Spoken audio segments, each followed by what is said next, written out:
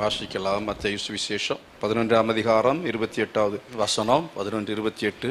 வருத்தப்பட்டு பாரம் சுமக்கிறவர்களே, நீங்கள் எல்லாரும் என்னிடத்தில் வாருங்கள், நான் உங்களுக்கு இளைப்பாறுதல் தருவேன். வருத்தப்பட்டு பாரம் சுமக்கிறவர்களே, நீங்கள் எல்லாரும் என்னிடத்தில் வாருங்கள், நான் உங்களுக்கு இளைப்பாறுதல் தருவேன்.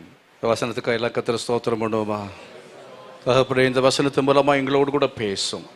உம்முடைய வார்த்தை தந்து எங்களை நீர் போஷியும். இயேசுவின் நாமத்தில் பிதாவே, ஆமென். வருத்தப்பட்டு பாரம் சுமக்கிறவர்களே, எல்லாரும் இடத்தில் வாருங்கள், நான் உங்களுக்கு இளைப்பாறுதலை தருவேன். இளைப்பாறுதல் அப்படி என்பது உங்களுக்கு தெரிந்த ஒரு புரிந்து கொள்ளக்கூடிய ஒரு வார்த்தையாக இருக்கிறதா என்று எனக்கு தெரியவில்லை. இளைப்பாறுதல் என்றால் எத்தனை பேர் புரிந்திருக்கிறீர்கள்? இளைப்பாறுதல் அர்த்தம் என்ன? அந்த வார்த்தையிலேயே ஒரு அர்த்தம் இருக்கிறது. இளைப்பு ஆறுதல். இளைப்பு ஆறுதல். இளைப்பு என்றால் அர்த்தம் என்ன? ஆதியாகமத்தில் நீங்கள் படிக்கும்போது ஏசாவை குறித்து பார்க்குறீங்க. வாசித்து பாருங்க 25:30. அப்பொழுது ஏசா யாக்கோபை நோக்கி, அந்த சிவப்பான கூலிலே நான் சாப்பிட கொஞ்சம் தா, இளைத்திருக்கிறேன் என்றான். இளைத்திருக்கிறேன் என்றான். எப்படி இருக்கிறேன்? இளைத்திருக்கிறேன் என்றான். ரெண்டு விதமா சொல்லலாம். ஒன்று என்ன அப்படின்னா, அதுக்கு மேலே உள்ள வசனத்துல களைத்து அப்படின்னு இருக்கும். வாசி பார்க்கலாம். ஒரு நாள் ஏசா வெளியிலிருந்து களைத்து வந்த பொழுது அப்படித்தானே வந்திருக்கிறீங்க. களைப்பு என்று சொல்ற சமயத்தில் சரீர களைப்பை நான் சொல்லலை, உங்கள் ஆத்மாவில் ஒரு களைப்பு. அப்படித்தானே? எபிரேயர் நிருபத்தில் வாசித்து பாருங்க. எபிரேயர் நிருபம் 12ஆம் அதிகாரத்தில் அங்கே சொல்லப்பட்டிருக்கிற ஒரு இளைப்பு, ஒரு களைப்பு. எபிரேயர் 12ல் 3ஆம் வசனத்தை வாசிங்க. ஆகையால் நீங்கள் இளைப்புள்ளவர்களாய் உங்கள் ஆத்துமாக்களில் சோர்ந்து போகாதபடிக்கு. இளைப்பு வந்தால் உடனே என்ன வரும்? சோர்வு வரும். இளைப்பு உள்ளவர்களாய் சோர்ந்து போகாதபடிக்கு. அநேகம் நம்ம ஒரு இளைப்பு, ஆத்துமாவில் ஒரு இளைப்பு. திங்கள் முதல் சனிக்கிழமை வரையிலையும் எல்லா இடம் வெளியில போய் ஏசா எங்கெல்லாம் போயிட்டு வருவான், எங்கெல்லாம் போவான் அப்படிங்கிறத குறித்து அங்கே நம்ம படிக்கும்போது, அவன் ஆதியாகமத்தில் 25-27 படிக்கிறோம். அவன் வன சஞ்சாரியா இருந்தான். அவன் வன சஞ்சாரியாய் இருந்தான். அப்படி என்றால் நம்ம போன இடம் வந்த இடம் எல்லாம் பாருங்க. எங்கெல்லாம் போயிட்டு வந்தீங்க? எங்கெல்லாம் போயிட்டு வந்தீங்க? எத்தனை சினிமா தியேட்டருக்கு போனீங்க? எந்த ஊருக்கெல்லாம் போனீங்க? எப்படிப்பட்ட வீடுகளுக்கெல்லாம் போனீங்க? துன்மார்க்குடைய ஆலோசனை நடவாமலும், பாவிகளுடைய வழியில் பரியாசகர் உட்காரும் இடத்தில் உட்காராமலும். அதான் டிவியில் கண்டதையும் பார்க்கறதுக்கு நேரம் இருக்கு வனசஞ்சாரிகள். ஆனால் அதே நேரத்தில் என்ன ஆன்லைனில் போடுறதான யூடியூப்பில் சேலம் கால்வரி ஏஜி அப்படின்னு யூடியூப்பில் போட்டிங்கன்னா அங்கே வருது. ஒரு முறை நீங்கள் அதை சப்ஸ்கிரைப் பண்ணிட்டீங்கன்னு சொன்னால் தொடர்ந்து உங்களுக்கு வந்துக்கிட்டே நோட்டிஃபிகேஷன் வந்துக்கிட்டே இருக்கும். நீங்கள் என்ன செய்யலாம், பார்க்கலாம். சபை சம்பந்தமானவைகளையே நீங்கள் தொடர்ந்து பார்த்தீங்கன்னா சபை சம்பந்தமானவைகளே வரும். நல்ல சபைகளை பார்க்கணும். சினிமா பார்த்தீங்கன்னா அதுதான் உங்கள் இதில் வந்துக்கிட்டே இருக்கும். கம்ப்யூட்டருக்கு உயிர் இருக்கு போல இருக்கு. உங்கள் ஃபோனுக்கு உயிர் இருக்கா? எதை பார்க்குறீங்களோ அதுக்கு பேர் தானே ஆர்டிஃபிஷியல் இன்டெலிஜென்ஸ். என்ன பேர்? ஆர்டிஃபிஷியல் இன்டெலிஜென்ஸ்னு பேர். அதாவது செயற்கை நுண்ணறிவு அப்படிங்கிறத இப்போ உலகத்தில் வந்து கண்டுபிடிச்சிருக்காங்க. அது இப்போ செயல்பட்டு கொண்டிருக்கிறது. அது இன்னும் அடுத்த நிலைமையில் அது வளர்ந்து விட்டது. அடுத்த நிலைமையில் வளர்ந்து விட்டது. வரப்போகிற அடுத்தது நான் மரித்து போனால் பிரசங்கம் பண்ணுறது யாருன்னு நான் கவலைப்பட்டுட்டு இருக்கணும்னே அவசியம் இல்லையா. ஏன்னா இங்கே அதுவே பேசும். ஆர்டிஃபிஷியல் இன்டெலிஜென்ஸ் மனுஷன் போல ஒன்றை நிறுத்தி வைத்து, ஒரு பொம்மையை நிறுத்தி வச்சு அதை ஆன் பண்ணால் அது உங்களுக்கு தேவையானது அப்படின்னு பேசுமா தெரியாது. ஆனால் நல்ல செய்தி கொடுக்கும், நல்ல அருமையான செய்தி கொடுக்கும். ஆர்டிஃபிஷியல் இன்டெலிஜென்ஸ் மூலமாக செய்தி வாசிக்கிறத பார்த்துருப்பீங்க. நியூஸ் ரீடர் அப்படி அசல் அருமையாக அது என்ன செய்கிறது, இந்த பாடி லாங்குவேஜில் ஒரு பிரச்சனை இருக்காது, மிஸ்டேக் வராது, கரெக்டாக பண்ணுது. ஏன் அப்படின்னு பார்த்தீங்கன்னா ரீசன் என்னன்னா, ஆட்களை வச்சு வேலை செஞ்சு சோர்ந்து போயிட்டாங்க ஆட்கள் எல்லாருமே. அதனால இப்படி எல்லாவற்றையும் என்னன்னா கம்ப்யூட்டர் இல்லைன்னா இந்த விதமாக செயற்கை யாக ரொபாட்டுகளை உண்டு பண்ணி அவைகள் மூலமாய் வேலை செய்ய வைக்கிறார்கள். அருமையானவர்களே, நாம் இந்த நாட்களில் கவனமாக இருக்கணும். கரங்கள் வைத்து கர்த்தரை ஸ்தோத்திரம் பண்ணுவோம். யூடியூப்பில் எதை பார்க்குறீங்களோ அது என்ன ஆட்டோமேட்டிக்காக வந்துக்கிட்டே இருக்கும். எந்த செய்தியை பார்க்குறீங்களோ அது வந்துக்கிட்டே இருக்கும். அதை பார்க்காம நிறுத்துனீங்கன்னா, பைபிள் சம்பந்தமாக நான் பார்த்துட்டு இருந்தீங்கன்னா, பைபிள் சம்பந்தமானு சொல்லும் பொழுது அசம்பிளிஸ் ஆஃப் காட் பார்த்தீங்கன்னா அசம்பிளிஸ் ஆஃப் காட் மட்டும் என்ன செய்யும் வரும். இல்லை அவசியமானதை மட்டும் என்ன செய்யணும் பார்க்கணும். வாசித்து பாருங்க, ஆதியாகமத்துக்கு 8ஆம் அதிகாரம் 7ஆம் வசனம் இருக்கிறது. ஒரு காகத்தை வெளியே விட்டான், அது புறப்பட்டு பூமியின் மேல் இருந்த ஜலம் வற்றி போகும் வரைக்கும் போகிறதும் வருகிறதுமாய் இருந்தது. நல்லா கவனிக்கணும். கீழே நீங்க படிக்கிற சமயம், அடுத்த வசனம் படிக்கிற சமயத்துல, பின்பு பூமியின் மேல் ஜலம் குறைந்து போயிற்றோ என்று அறியும்படி ஒரு புறாவை தன்னிடத்திலிருந்து வெளியே விட்டான். பூமியின் மீது எங்கும் ஜலம் இருந்தபடியினால், அதாவது புறாவுக்கும் காகத்துக்கும் உள்ள வித்தியாசம் சொல்றேன். காகத்தை என்ன செய்தான்? வெளியே விட்டான். அது என்ன செய்தது? போக்கும் வரவுமாய் இருந்தது, போகிறதும் வருகிறதுமாய் இருந்தது. அடுத்த வசனத்தில் என்ன பார்க்கிறோம்? அவன் புறாவை விட்டான்.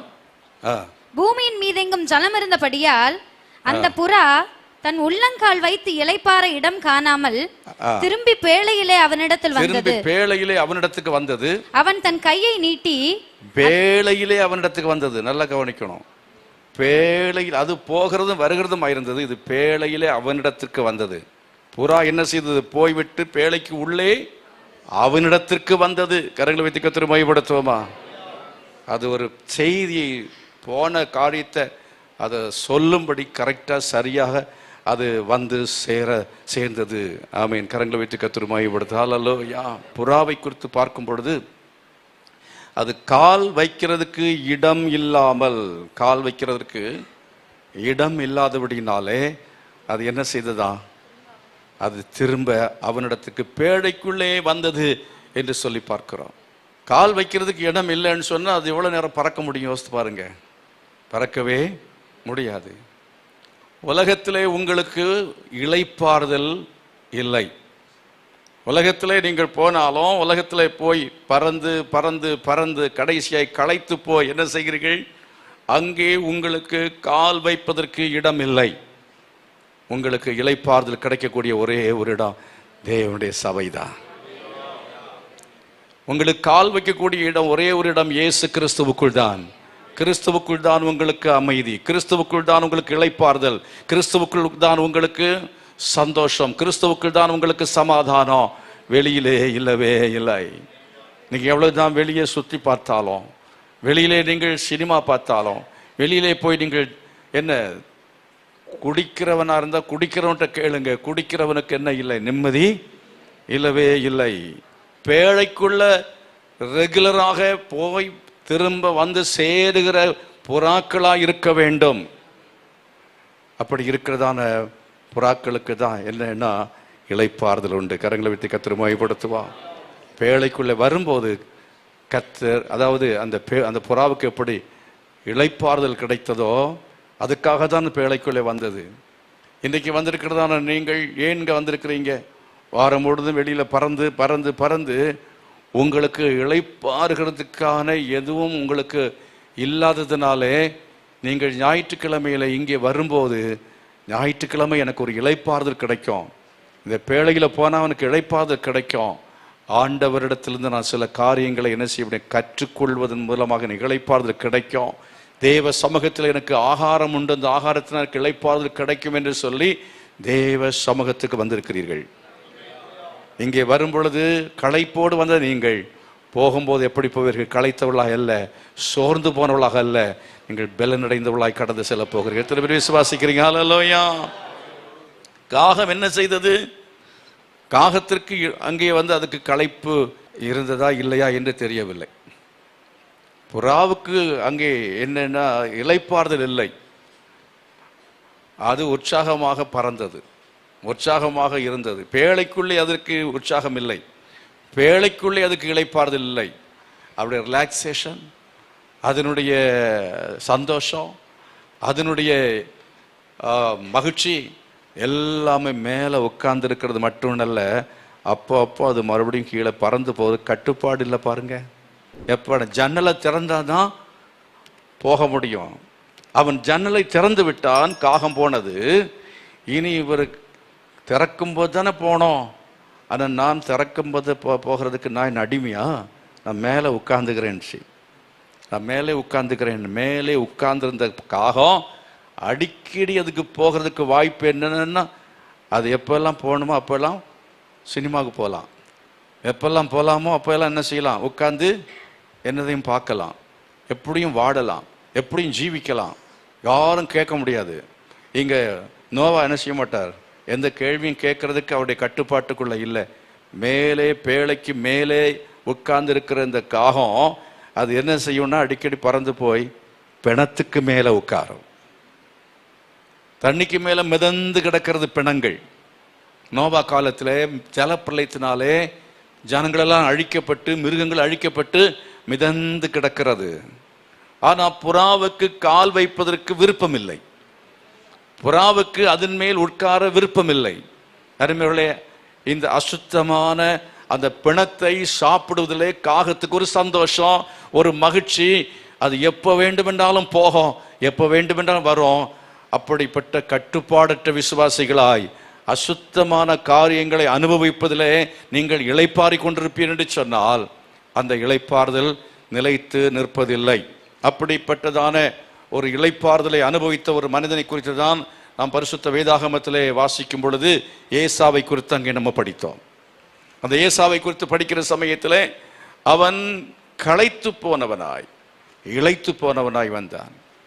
நீ வெளியிலே பறந்து பறந்து பறந்து நடக்கிறதுனாலே, நீ பல பல சபைகளுக்கு போகிறதுனாலே, பல பல வித்தியாசமான உபதேசங்களுடையதான இடங்களுக்கு போகிறதுனாலே, பல சினிமா தியேட்டர்களுக்கு போகிறதுனாலே, பல சுத்தமான காரியங்களை அனுபவிப்பதற்காக பல இடங்களுக்கு போய் வருகிறபடினாலே, உனக்குள்ள ஒரு வேறுபாடு இல்லாதபடினாலே, உனக்குள்ள ஒரு கட்டுப்பாடு இல்லாதபடினாலே, தேவனுடைய திருச்சபைக்குள்ளாலே நீ அடங்கி அந்த சபைக்குள்ளாலே நீ சரியாக அவருடைய கைக்குள், ஊழியக்காருடைய கைக்குள் இல்லாமல் ஜீவிக்கிறபடினாலே, கட்டுப்பாடுன்னு சொன்னா என்ன, ஆசீர்வாதம் போட்ட பிறகுதான் போவாங்க. கர்த்தருக்கு ஸ்தோத்திரம். கடைசியில் என்னாத்மாவை போட்டு முடிச்ச ஒரு பாடம் என்ன செய்யணும், போகணும். அது வரல என்ன செய்யக்கூடாது, போகவே கூடாது. கரங்களை வைத்து கர்த்தரை மகிமைப்படுத்துவோமா? சத்தமா சொல்லுங்க ஹல்லேலூயா. எத்தனை பேர் நல்ல ஒரு புறாவை போல நீங்கள் இருக்க விரும்புறீங்க? தேவனுடைய சபையில நான் ஒரு புறாவாக இருக்க விரும்புகிறேன், ஒரு தூய்மையான ஒரு வாழ்க்கை வாழ விரும்புகிறேன். என் கால் தூய்மையாத்தான் இருக்கும், என் வாய் தூய்மையாத்தான் இருக்கும், என் காதுகள் தூய்மையாய்த்தான் இருக்கும். காகம் சொல்லும், புறா கிட்ட சொல்லும், என்ன சொல்லும், வெளில வரும்போதே மேலே உட்கார்ந்துச்சு, ஏ வா வா இங்க வா, நீ போகாத, உள்ளால போனா நீ மறுபடியும் கூட விடமாட்டாரியா, விடமாட்டாரு, இங்க வா, நம்ம சேர்ந்து என்ன செய்யலாம், பிணந்தென்னலாம்னு சொல்லும். அதான் நீதிமொழி புஸ்தகம் 1ஆம் அதிகாரத்தில் படிக்கிறோம் பாருங்க.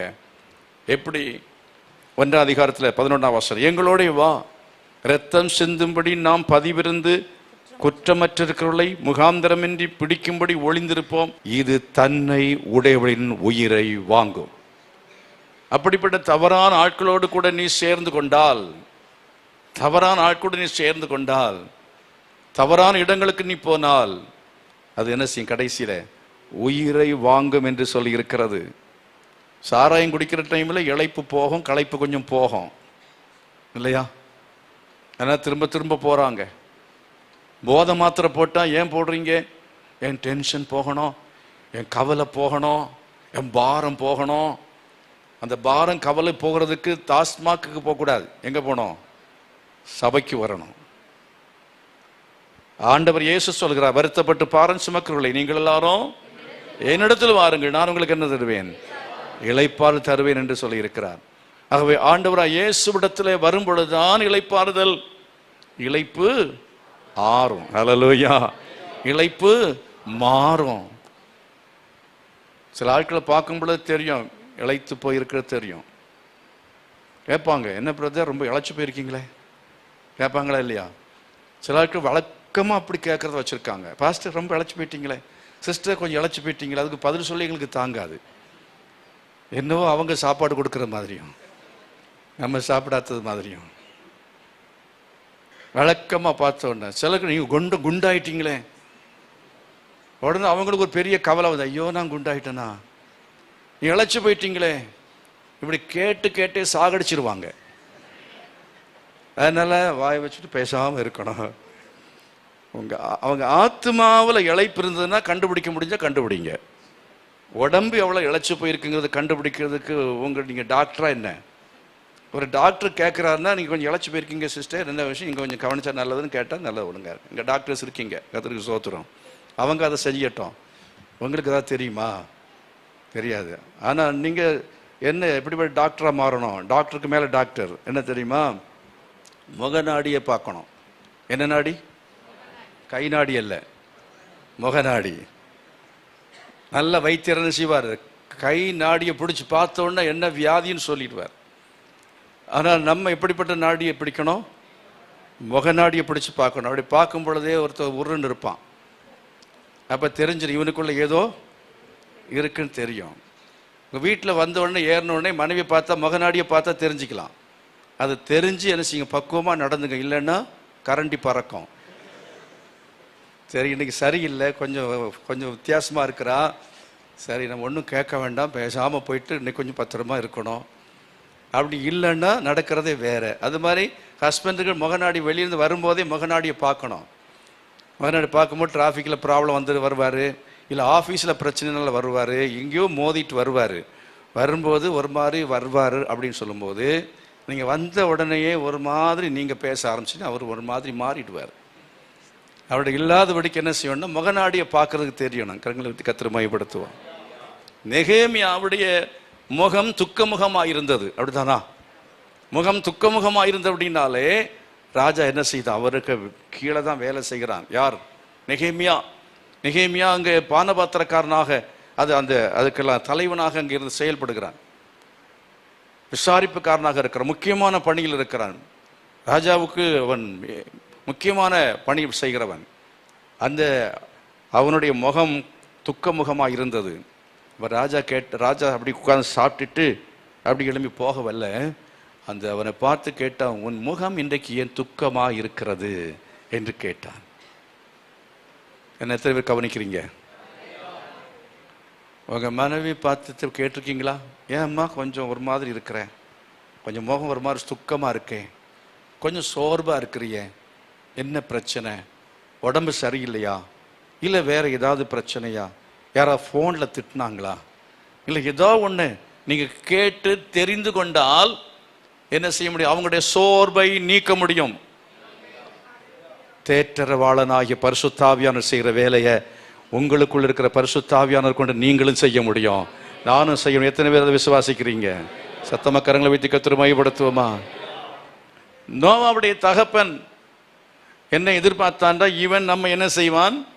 தேற்றுவான் என்று சொல்லி தான் அவனுக்கு நோவாண்டு பெயர் போட்டான். இவன் நம்மை தேற்றுவான் என்று சொல்லி அவன் எதிர்பார்த்தான். அதே போல உங்கள் பெற்றோர் உங்களை எதிர்பார்க்கிறார்கள், இவன் நம்மை தேற்றுவான். தேற்றுவான் அப்படின்னு எதிர்பார்த்து தான் ஏசானும் பெயர் போட்டான். ஆனா ஈசாக்கை தேற்றவில்லை. ஈசாக்குக்கும் ரெபெக்காளுக்கும் அவன் அதாவது தேர்தலாக ஆறுதலாக இருக்கவில்லை, இளைப்பாறுதலை கொடுக்கிறவனாக இருக்கவில்லை. அவர் ரெண்டு பேரும் உயிரை வாங்குற ஒரு மகனாக தான் இவன் இருந்தான். எத்தனை பேருக்கு தெரியும்? தெரியுமா? 1-2 பேருக்கு தெரியும், மற்றவங்களுக்கு தெரியாது. அவன் என்ன செய்தான்?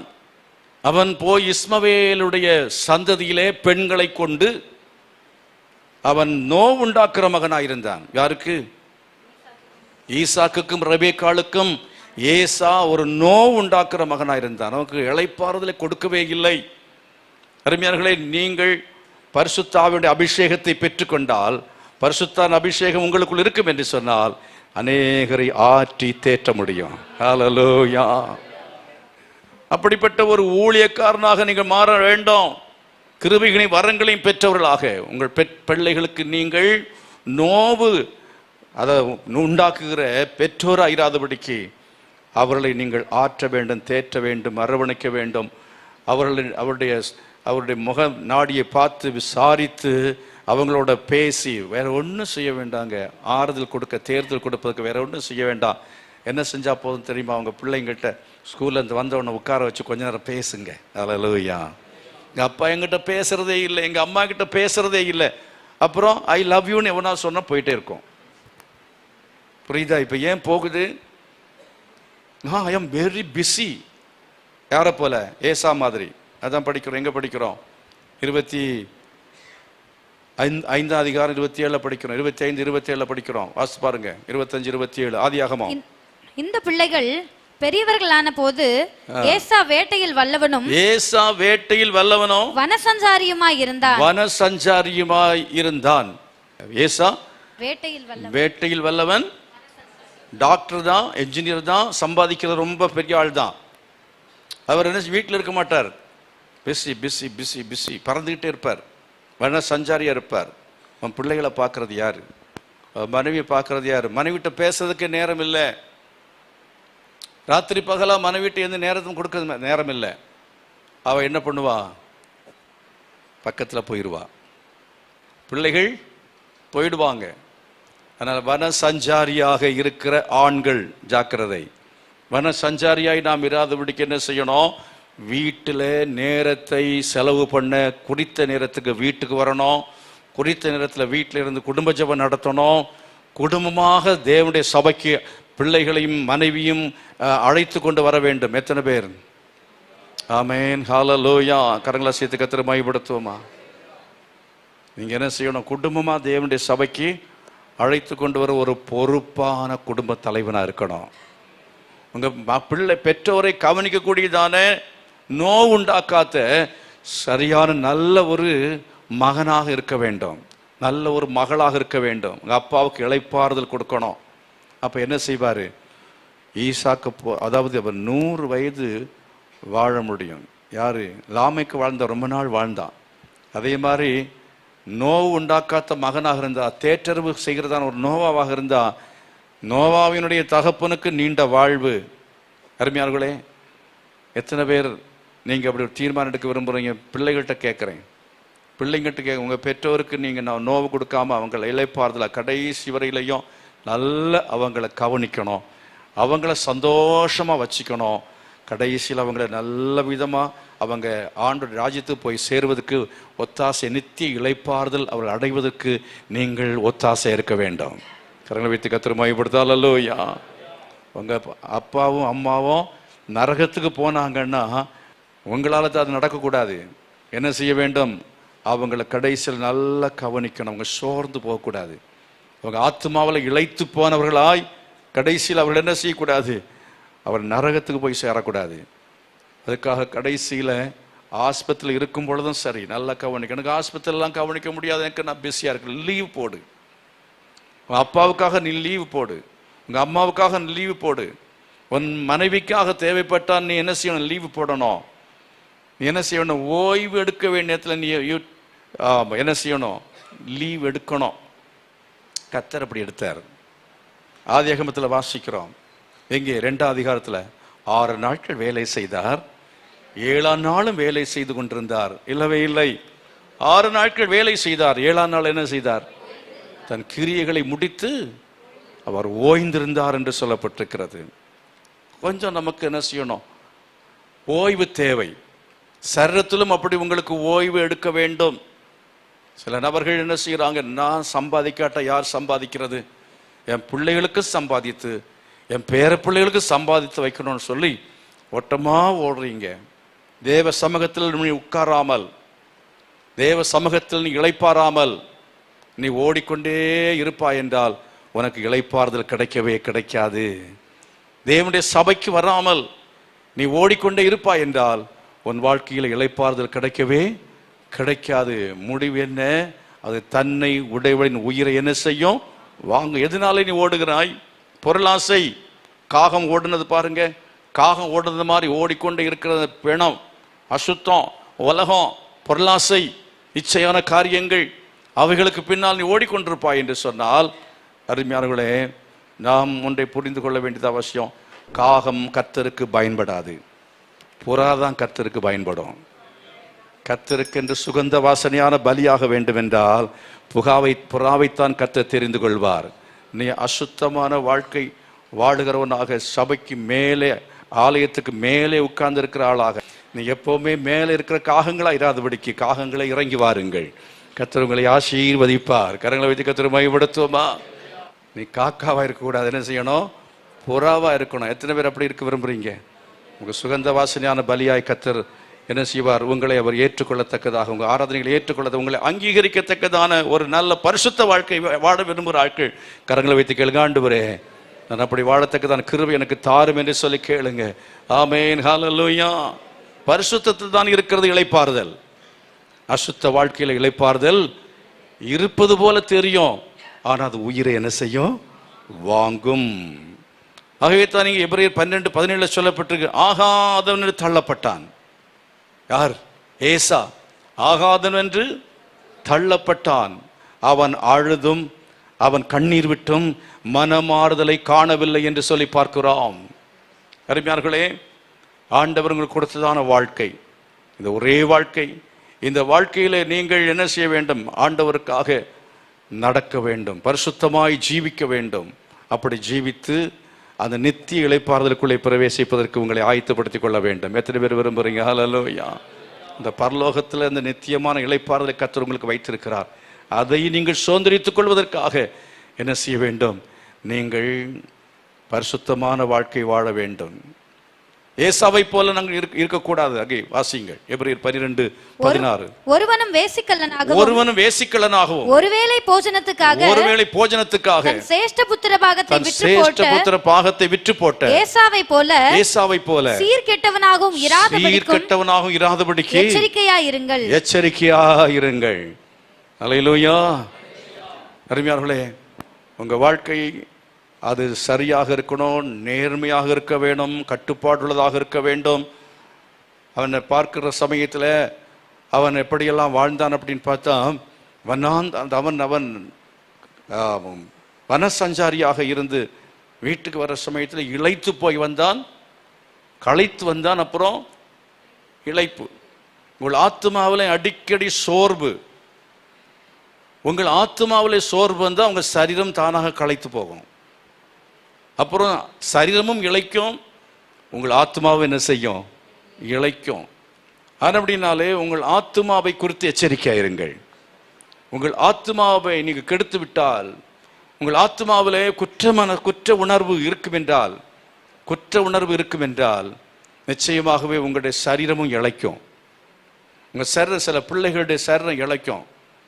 என்னன்னு கேட்டிங்கன்னா, அவங்க இங்கே ஒரு லவ் அஃபேரில் மாட்டியிருக்கோம், ஏதோ ஒரு பிரச்சனையில் மாட்டியிருக்கோம், உடம்பு இழைச்சிக்கிட்டே இருக்கோம். அதை வச்சே கண்டுபிடிச்சிடலாம். முகநாடியும் மட்டும் அடுத்து என்ன செய்யும்? ஆமாம், உடலை பார்த்தா தெரிஞ்சிடும். நல்ல டாக்டருக்கு தெரியுது என்ன வியாதின்னு தெரியும், கண்டுபிடித்து கொள்ளலாம். ஆகினாலே நாம் என்ன செய்யணும்? நம்ம ஆத்மாவை குறித்து எப்படி இருக்க வேண்டும்? ஜாக்கிரதையாக இருக்க வேண்டியது அவசியமாக. எந்த இச்சைக்கும் அடிமைப்படாதபடிக்கு, எந்த பாவத்துக்கும் அடிமைப்படாதபடிக்கு நாம் பரிசுத்தமாய் தேவனோடு உள்ள உறவிலே, சபையோடு உள்ள உறவிலே, ஊழியக்காரனோடு உள்ள உறவிலே நம்ம சரியாக இருக்கிற சமயத்தில் சரியாக உட்கார கூட வேண்டிய இடத்துல மட்டும் உட்காரணும், நடக்க வேண்டிய இடத்துல மட்டும் என்ன செய்யணும்? நடக்கணும். உங்களுடைய உள்ளங்கால்களை நீங்கள் சுத்தமாய் வைத்துக் கொள்ளுங்கள். ஹல்லேலூயா. அந்த புறா தன் உள்ளங்கால்களை சுத்தமாய் வைத்துக் கொண்டபடினாலே தைரியமா உள்ளுக்கு வர முடிந்தது. ஏன் காக்கா உள்ளுக்கு வரல? கேட்பார், ஏன் நாறுது? கேட்பாரா இல்லையா? எப்ப எங்க போயிட்டு வந்த? நான் சொன்ன வேலை என்ன? நீ எதுக்கு போயிட்டு வந்த? கண்டுபிடிச்சிருவார். அப்படின்னால நம்முடைய கால்கள் சுத்தமா இருக்கட்டும், நம்முடைய கைகள் சுத்தமா இருக்கட்டும், நம்முடைய கண்கள் சுத்தமா இருக்கட்டும், நம்முடைய காதுகள் சுத்தமா இருக்கட்டும். கர்த்தர் உங்களுக்கு இளைப்பாறுதலை தருவார். அசுத்தமானதை பார்த்து பாருங்க. சினிமாவே பார்க்க மாட்டேன்னு தீர்மானம் பண்ணியிருப்பீங்க. இந்த வாரம் காக்கா சொல்லும், ரொம்ப நல்ல சினிமா புதுசா வந்திருக்கு. யார் நடிச்சது சொல்லுங்க. புதுசா வந்து ஒன்று சொல்லுங்களா? ஒரு புதுசா ஒரு சினிமா வந்திருக்குல்ல, சொல்ல மாட்டீங்களோ? சொல்ல மாட்டீங்க. நல்ல காக்காக்கள். ஸ்தோத்திரம். பழைய காக்கா வேற, இப்போ உள்ள காக்கா வேற. அந்த கால ஒரு 2 கதை உண்டு பார்த்தீங்களா? ஆமா, நரி சொல்லிச்சது இல்லையா, என்ன செய்,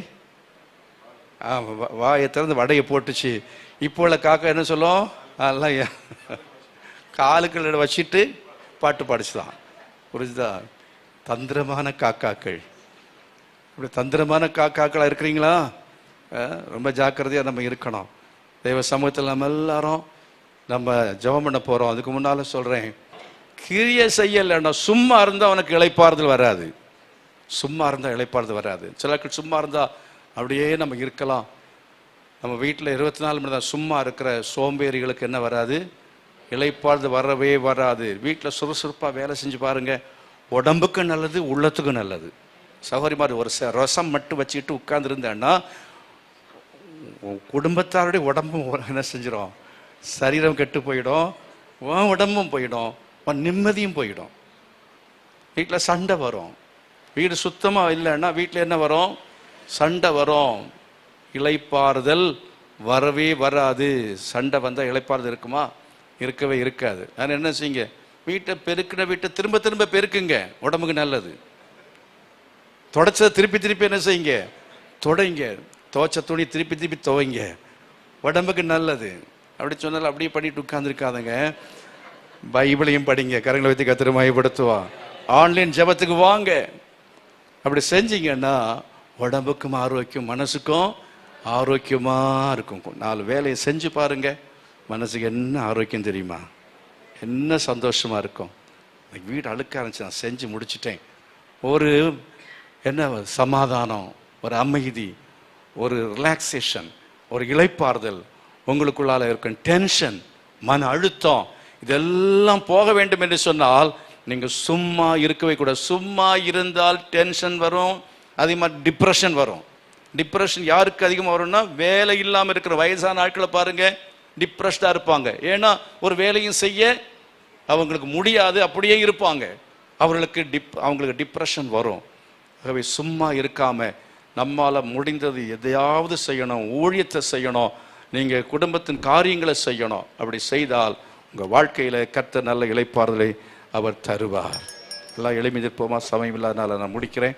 எல்லாரும் எழுப்பி நிற்போம், கைகளை உயர்த்தி எல்லாரும் ஒரு நிமிஷம் நல்ல கர்த்தரை ஸ்தோத்திரம் பண்ண போறீங்க. எல்லா கரங்களாசி. நான் ஒரு புறாவா மாற விரும்புகிறேன்.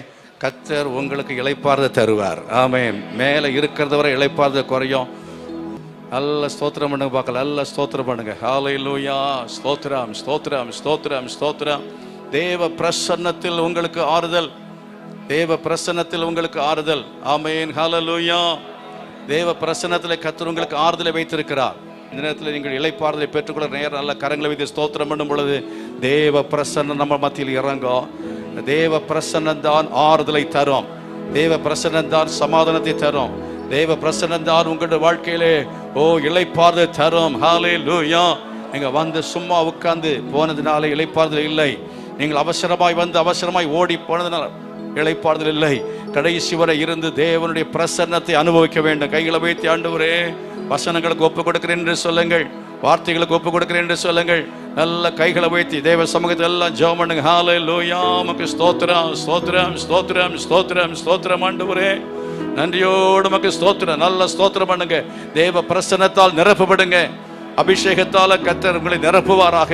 பரிசுத்த ஆவி உங்கள் மேல் வரும் பொழுது அவர் உங்களை தேற்றுகிறவராய் வருகிறார். அவர் உங்களை ஆற்றுகிறவராய் வருகிறார். உங்கள் காயங்களை கட்டுகிறவராய் வருகிறார். உங்களை பலப்படுத்துகிற பரிசுத்த ஆவியானவர், இளைப்பாறுதல் தருகிற பரிசுத்த ஆவியானவரை ஒவ்வொருவரும் பெற்றுக்கொள்வீர்களாக. கண்களை மூடி ஸ்தோத்திரம் பண்ணுங்க. Receive the Holy Spirit. Oh, feel the presence of God. Hallelujah. Glory, glory, glory, glory, glory to God. எல்லாரும் கண்களை மூடி நல்ல ஸ்தோத்திரம் பண்ணுங்க. நல்ல ஸ்தோத்திரம் பண்ணுங்க. நல்ல ஸ்தோத்திரம் பண்ணுங்க. தேவ பிரசன்னம் உங்கள் மேல் இறங்கி வரட்டும். தேவ மகிமை இறங்கி வரட்டும். உங்கள் ஆத்துமாவை அவர் உயிர்ப்பிக்கிறார். ஹல்லேலூயா. சோர்ந்து போன உன்னை கர்த்தர் உயிர்ப்பிக்கிறார். மனம் தளர்ந்து போயிருக்கிற உன் வாழ்க்கையிலே கர்த்தர் உன்னை இந்த நேரத்தில் உற்சாகப்படுத்துகிறார். கரங்களை கொட்டி பரிசுத்த ஆவியானவரே உம்மை மகிமைப்படுத்துகிறேன். ஆண்டவரே என் வாழ்க்கையில எனக்குள்ளே வந்தனை ஆற்றுவீராக, தேற்றுவீராக. என்னை தைரியப்படுத்துவீராக. என் பயங்கள் எல்லாம் நீங்கட்டும் ஆண்டவரே, என் வேதனைகள் நீங்கட்டும் ஆண்டவரே, என் மனதின் காயங்கள் ஆற்றப்படுவதாக. ஓ ஹல்லேலூயா. சோர்ந்து போனவனாய் வந்தேன், என் சோர்வை நீ நீக்கினதுக்காய் நன்றி என்று சொல்வதற்கு மறுபடியும் கரங்களை கொட்டி ஆண்டவரே உமக்கு நன்றி அப்பா. உம்முடைய வார்த்தையினால் என்னை ஆண்டவரை ஆற்றினதுக்காக ஸ்தோத்திரம், என்னை தேற்றினதுக்காக ஸ்தோத்திரம், என்னை தைரியப்படுத்தினதுக்காக ஸ்தோத்திரம், என்னை உற்சாகப்படுத்தினதுக்காக ஸ்தோத்திரம். பரிசுத்த ஜீவி உனக்கு ஆறுதலை தரும். துன்மார்க்க ஜீவி அசுத்த வாழ்க்கை உனக்கு ஆறுதலை தராது. உன் வாழ்க்கையை நீ நிம்மதி இழந்து போவாய். கரங்களை வைத்து ஆண்டவரே நான் பரிசுத்தமா ஜீவிக்கணும் அப்பா, நான் பரிசுத்தமா ஜீவிக்கணும். தகப்பனே உமக்கு ஸ்தோத்திரம். கரங்களை வைத்து நம்முடைய பிள்ளைகளுக்காக ஜெபிக்கிறேன். நம்முடைய பிள்ளை ஒவ்வொருவரையும் கர்த்தர் ஆசீர்வதிப்பீராக, ஒவ்வொரு கர்த்தர் ஆசீர்வதிப்பீராக. ஓ ஹல்லேலூயா. இயேசுவின் நாமத்தினாலே இந்த மாதத்தில் திருமண நாட்களை காண போகிற மக்களுக்காக ஜெபிக்கிறேன். அவளை ஆசீர்வதிக்க வேண்டும் என்று ஜெபிக்கிறேன். பிறந்த நாளை காண போகிற மக்களுக்காக ஜெபிக்கிறேன். அவளை ஆசீர்வதிக்க வேண்டும் என்று ஜெபிக்கிறேன். வியாதிகள் பலவீனங்களோடு வந்திருக்கிறவர்களுக்காக ஜெபிக்கிறேன். அவளை கர்த்தர் சுகமாக்கும்படியாய் ஜெபிக்கிறேன். இயேசுவின் நாமத்திலே ஒவ்வொருவரையும் கர்த்தர் சுகப்படுத்தும்படியாய் ஜெபிக்கிறேன். ஒவ்வொருடைய வாழ்க்கையில் அற்புதங்களை செய்யும்படியாய் ஜெபிக்கிறேன். ஓ பொருளாதாரத்திலே குறைவு உள்ளவர்களாய் வந்திருக்கிற ஜனங்களை ஆண்டவரை கண்ணோக்கி பார்ப்பீராக. ஒவ்வொருவரையும் கர்த்தாவை நிறைவான ஆசீர்வாதத்தை நிறைக்கும்படியாய் கேட்கிறேன். ஆசீர்வதியும் ஆண்டவரே. உம்முடைய வசனத்துக்கு ஒப்பு கொடுக்கிற உம்முடைய பிள்ளைகள் ஒவ்வொருவர் மேலும் உம்முடைய கிருபையின் கரம் இருக்க வேண்டும். நீரோலை வழி நடத்த வேண்டும் என்று ஜெபிக்கிறேன். ஓ ஹல்லேலூயா. வருத்தப்பட்டு பாரம் சுமக்கிறவர்களே, நீங்கள் எல்லாரும் என்னிடத்தில் வாருங்கள், நான் உங்களுக்கு இளைப்பாறுதல் தருவேன் என்று சொன்ன நம்முடைய வார்த்தையின்படி ஒவ்வொருவருக்கும் இளைப்பாறுதலை கொடுத்து நீர் அனுப்ப வேண்டும் என்று ஜெபிக்கிறேன். இந்த வாரம் முழுவதும் இளைப்பாறுதலோடு கூட அவர் கர்த்தாவே வாழ்க்கையில எந்த விதமான மன அழுத்தங்கள் இல்லாதபடிக்கு, எந்த விதமான மனதில் கர்த்தாவங்க எந்த விதமான பாரங்களும் இல்லாதபடிக்கு உம்முடைய சமூகத்தில் நீர் கொடுக்கிற ஆறுதலை ஒவ்வொரு நாளும் காலையிலே பெற்றுக்கொள்ளணும் ஆண்டவரே. உம்முடைய வேதத்தின் மூலமாய் பெற்றுக்கொள்ள வேண்டும் ஆண்டவரே. உம்முடைய சமூகத்தில் கர்த்தாம் இருந்து உம்முடைய ஆறுதலை அனுபவிக்கத்தக்கதாக நீ உதவி செய்ய வேண்டும் என்று ஜெபிக்கிறேன். ஆசீர்வதியும் காத்துக்கொள்ளுங்க இயேசுவின் நாமத்தில் பிதாவே, ஆமென்.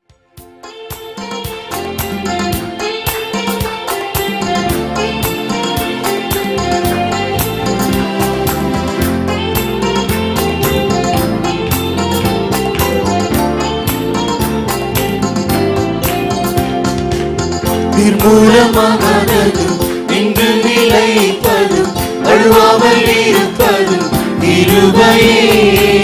நிர்மூலமாகாததும் இன்று நிலைப்பதும் வழுவாமல் இருப்பதும் கிருபையே. இம்மட்டும் ஜீவிப்பதும் உந்தன் கிருபை, இனியும் வாழ்வதும் கிருபைதான். இம்மட்டும் ஜீவிப்பதும் உந்தன் கிருபை, இனியும் வாழ்வதும் கிருபைதான். என் கால்கள் சறுக்கிடும் நேரமெல்லாம் தாங்கி நீரே உந்தன் கிருபையாலே.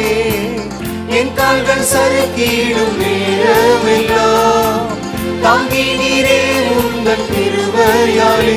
உந்தன் ஆறுதல் உள்ளத்தை தேற்றினதே, நான் இருப்பதும் கிருபையாலே.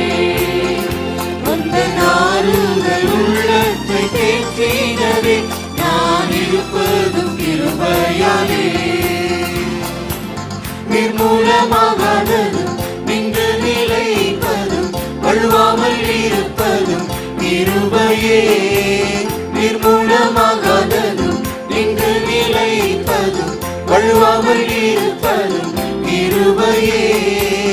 இம்மட்டும் ஜீவிப்பதும் உந்தன் கிருபை, இனியும் வாழ்வதும் கிருபைதான். இம்மட்டும் ஜீவிப்பதும் உந்தன் கிருபை, இனியும் வாழ்வதும் கிருபைதான். கடக்க முடியாத பாதைகளில் கடந்து சென்றிட பெரும் தந்திரே. கடக்க முடியாத பாதைகளில் கடந்து சென்றிட பெரும் தந்திரே. என்னை கண்மலை விழிப்பீரில் பாதுகாத்தீர், நான் இருக்கின்றேன் கிருபையாலே.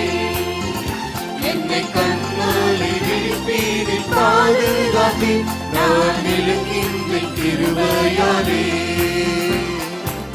நிர்மூலமாகாததும் நின்று நிலைப்பதும் வழுவாமல் இருப்பதும் கிருபையே. நிர்மூலமாகாததும் நின்று நிலைப்பதும் வழுவாமல் இருப்பதும் கிருபையே. இம்மட்டும் ஜீவிப்பதும் உந்தன் கிருபை, இனியும் வாழ்வதும் கிருபைதான். இம்மட்டும் ஜீவிப்பதும் உந்தன் கிருபை, இனியும் வாழ்வதும் கிருபைதான். Praise the Lord. நாம் எழுந்து நின்று நிறைவாக ஜெபித்து போதகர்களுடைய ஆசீர்வாதத்தோடு நாம் கடந்து செல்ல இருக்கின்றோம்.